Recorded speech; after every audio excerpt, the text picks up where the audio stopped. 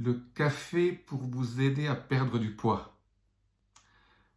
Je vais vous montrer aujourd'hui combien il faut boire de café, quel café il faut boire pour perdre du poids, et je vous parlerai en même temps des autres avantages à boire un petit café ou deux le matin. Je vous indiquerai combien de café il faut boire le matin, quel type de café et pour faire quoi.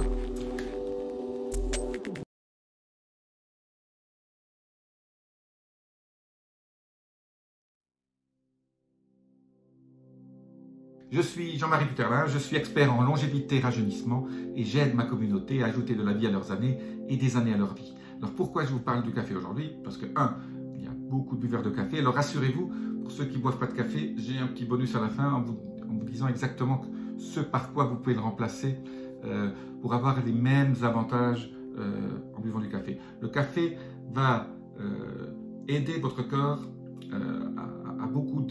sur beaucoup de plans. Et vous allez paraître beaucoup plus jeune, ça va aider aussi au niveau de vos rides, mais surtout au niveau de la perte de poids. Voilà, aujourd'hui je parle surtout perte de poids. Pourquoi vous allez perdre du poids? Le café a des effets laxatifs diurétiques, donc vous allez perdre un peu d'eau.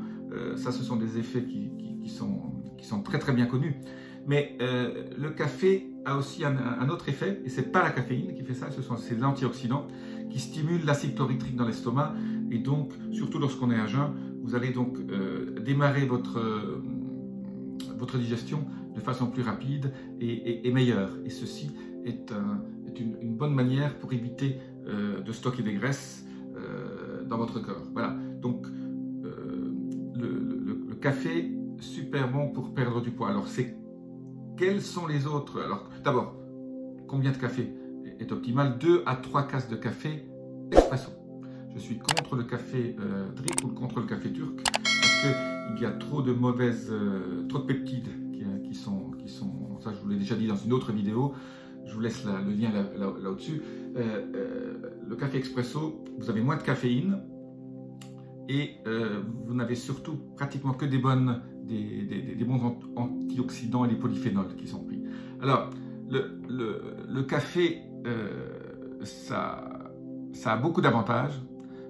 Ça dope les capacités intellectuelles, ça provoque une certaine excitation, il y a de la vitamine E et la vitamine B3, qu'on appelle aussi la niacine, qui est très favorable à beaucoup de circuits biochimiques qui vous aident à rajeunir. Ça répare l'ADN, ça aide à la production d'énergie, de l'ATP dans vos mitochondries, très important au niveau du système nerveux et aussi réduit le taux de mauvais cholestérol. Donc voilà, le café contient aussi du potassium, du sodium, du magnésium. Voilà. On y trouve l'acide phénolique, un peu comme dans le thé vert.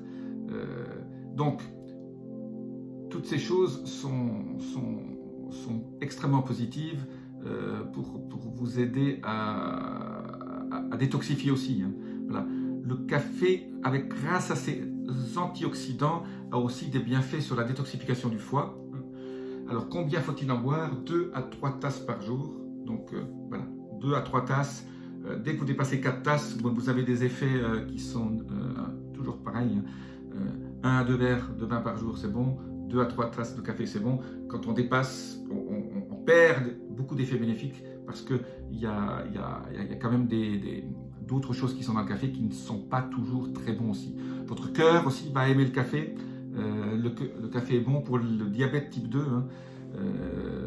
Il y a des études cliniques qui ont été faites et publiées dans Diabetes Care qui montrent que la consommation de café par jour faisait baisser le risque de diabète type 2. Voilà. Mais il faut 2 tasses minimum. À partir de 2 tasses. Ils sont à monter jusqu'à 6 tasses, mais à partir de 2 tasses, c'est très bon. Le café et l'Alzheimer, on a montré aussi, il y a 26 études cliniques qui ont montré que le café diminuait le risque de maladies neurodégénératives, et spécialement Parkinson et Alzheimer.